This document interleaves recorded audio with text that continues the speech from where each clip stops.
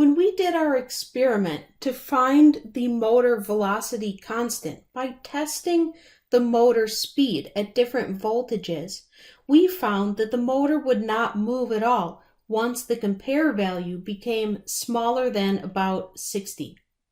Of course, when we have the motor set up the way we did in the test, the compare value was telling us how long the motor was being turned off.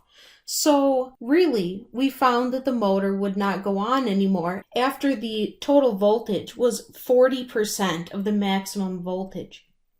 Now, that may be true all the time. However, there's one more consideration we have to take into account here. We said that the reason why the motor would not move when the voltage became smaller is because there wasn't enough power to overcome the static friction internal to the motor. However, earlier in this section of class, we learned that motor torque is related to the current that we provide the motor. Torque is what is needed to overcome the friction, because friction is a force and torque is also a kind of force. It may be that we'll get better results at slower speed if we provide the motor with more current so that it can have more torque. Our microcontroller and microcontrollers in general do not provide very much current. That's because all of the little wires inside of the microcontroller are very small and delicate, and putting a lot of current through them can very easily damage the microcontroller. So although we were able to do a test varying the voltage, we haven't been providing the motor with very much current. I would like to be able to use the microcontroller to change the voltage to the motor, but allow the motor to pull as much current as it needs. In order to do this, we could use a device called a motor driver chip. A motor driver is a kind of a solid state switch. That is, a switch that has no moving parts. This kind of a switch allows one low voltage, low current source to turn on and off a higher voltage, higher current source. So what we want to do is use the external power supply included in your kit to drive the motor, but we want to use the pins of the PSoC to turn the power supply on and off as a PWM signal to change the speed of the motor. Here's how we can set that up. Find the motor driver chip included in your kit. It looks like this. If you look carefully at this chip, you'll notice that one side of it has a U-shaped indentation. That U-shaped indentation tells you which side of the chip is up. That's the top of the chip. Take this chip and align it with the holes in your breadboard. You might have to bend the pins just a little bit so that all the pins fit into the little holes. And you want the chip to straddle the center of the breadboard. This way, the pins of the chip won't be connected to each other. Carefully align it so that each pin has its own hole, and once you have it aligned, press it in like that. Now, I've lined up my chip with the top of the board so that the top pin is in row 1, the second pin is in row 2, and so on. Let's hook up this chip. The two other pieces you're going to need are the power supply and the barrel connector from your kit. We need to solder a lead onto two of the pins of this barrel connector. The two pins we want to solder are the one on the back here and the one on the front here. The one that's on the bottom we can leave disconnected for now. The pin on the back is going to be the power pin, and the pin on the front is the ground pin. So if you want to pick out a red wire and a black wire to solder onto these, that will help us in the future remember which is which. Also, when you do the soldering, it might help if you actually put one end of the pin through the little hole and then bend it over. In general, when we're soldering things together, we want to think about both the quality of the electrical connection we're making and also the quality of the mechanical connection. If we make a strong mechanical connection, that will help prevent these things from being pulled apart in the future.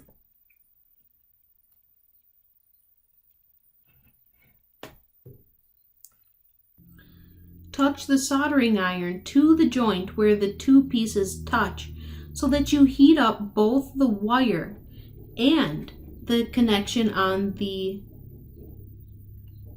barrel connector.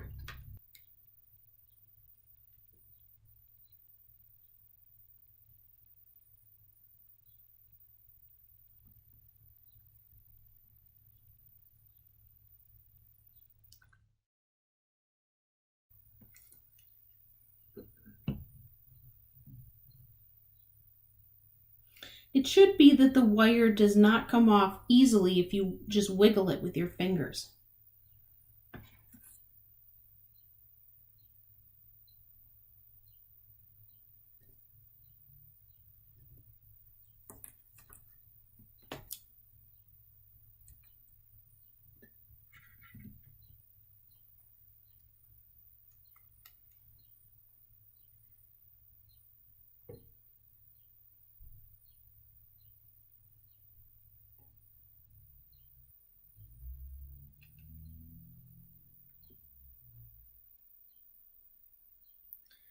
Once you have both leads soldered, let's wire up the chip. I'm going to remove this LED and resistor combination that we used previously just to clean up the board a little bit.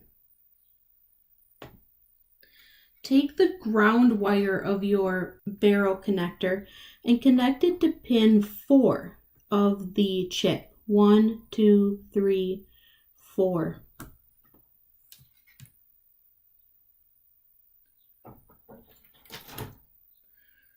Also, take another wire and connect pins 4 and 5 of the chip are both ground. We need to make sure that all of our grounds are connected together. So connect the other end of this wire to the ground rail of the solderless breadboard. Now, take the power wire from the external power supply and plug it into the last pin on the left-hand side. So pin 8. Then take a jumper wire and connect pin 8 to pin 1 on the other side of the chip. So the top pin on the right and the bottom pin on the left should be connected together with a jumper wire. That's our external power supply to this chip. The next thing I need to do is provide a reference voltage from the PSoC so that this chip has a measure of what is a high voltage coming from the PSoC.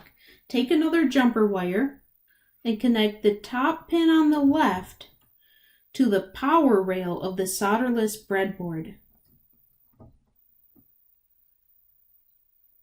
All right, now we have power and ground from the PSoC connected to the chip.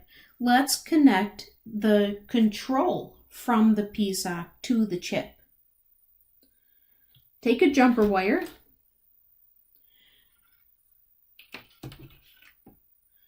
and this jumper wire is going to go from pin 1, 2, which is currently connected to one end of the motor. I'll pull out the line to the motor and connect this wire to pin 1, 2, and the other end of this will go to pin number 2, the second from the top on the left. Now, so far, we've only gotten our motor turning one direction. I'd really like the motor to be able to turn either forwards or backwards. So we're going to use another pin for that. Take another jumper wire, and we'll use pin 07 for the other side of the motor. So find pin 07 which is down here on the left-hand side of the PSoC, and plug this one into pin number 7.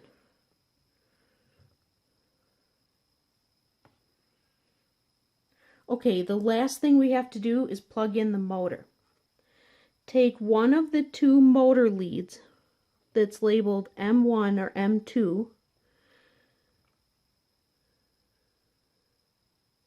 and plug it into row 3 of the chip, and then take the other motor lead and plug it into the third from the bottom, which is pin 6. Alright, now that we have our chip wired up, we want to do some testing. Before we actually plug in the power, we need to write a little bit of code to use our new chip. Go back to the top design and find the PWM that we're using to control the motor. Double-click on that PWM and change it to 2 outputs. We'll use one of the 2 outputs to turn the motor in one direction, and we'll use the other output to turn the motor in the other direction. Click OK. Let's change the name of this pin to motor 1.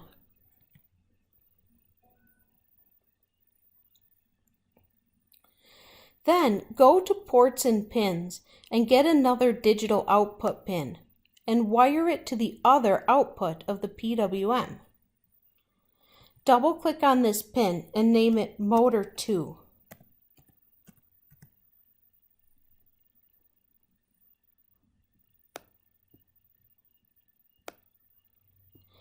Next, let's look at the pins.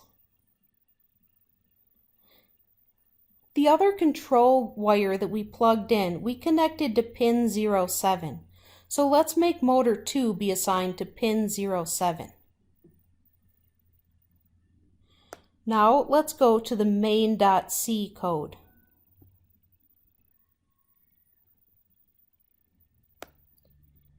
I'm going to take everything that's in the for loop and comment it out. So right now there's nothing in the for loop that is not commented out. Let's do a test where we just turn the motor forwards and backwards. Let's do PWM 1, right compare 1, 100, then PWM 1, right compare 2, 0. You'll get some warnings here because we haven't built the code since we changed the PWM to have 2 outputs. Let's build the code right away so that we can get that recognized.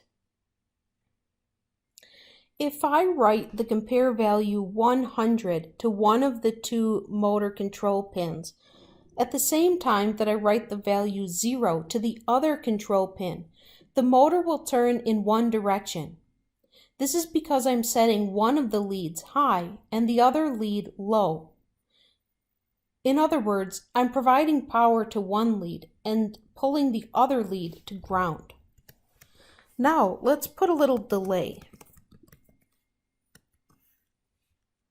Maybe 2 seconds. After the 2-second delay, I want to make the motor turn the other direction.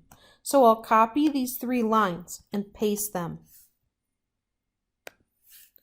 To get the motor to turn the other direction, I have to reverse which pin I'm setting high and which low. So I'll write 0 to one pin and 100 to the other pin.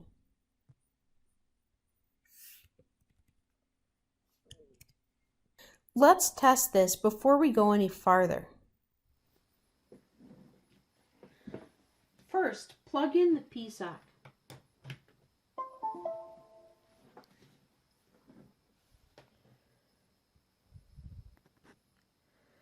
Now, program the PSoC. After the program finishes, take your external power supply, plug one end into the wall, and plug the other end into your barrel connector.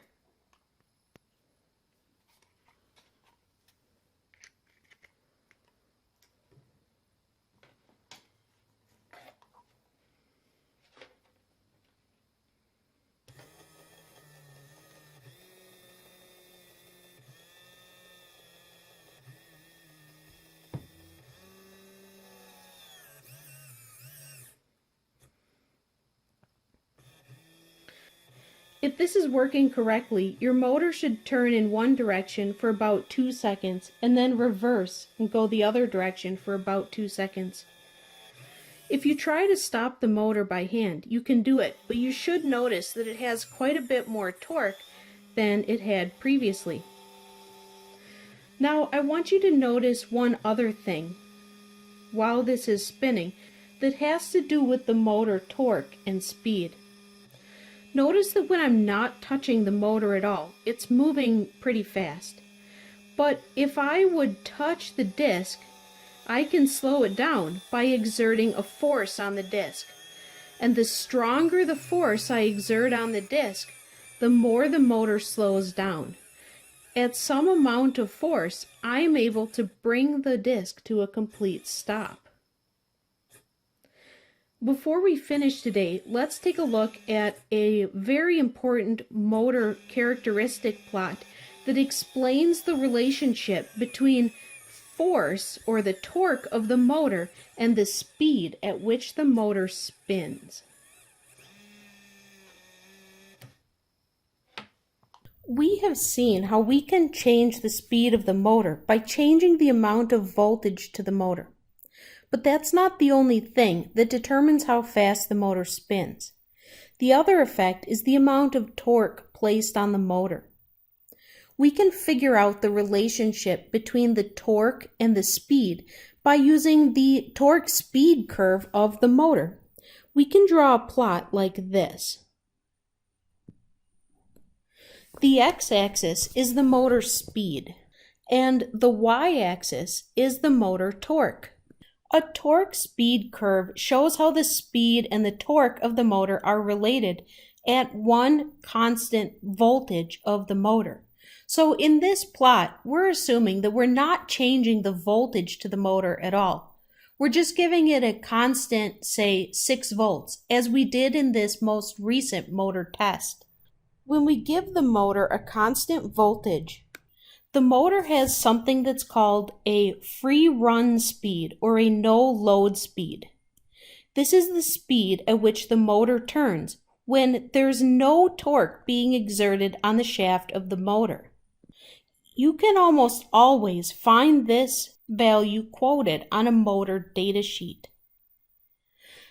Another value that's typically quoted on a motor datasheet is something called the stall torque. The stall torque is the amount of torque that is required to bring the motor to a stop. Now, between these 2 points, the curve might go in a straight line like this, or it might have a curve like this. But the motor will always have a characteristic curve that connects the stall torque to the no load speed or the free run speed.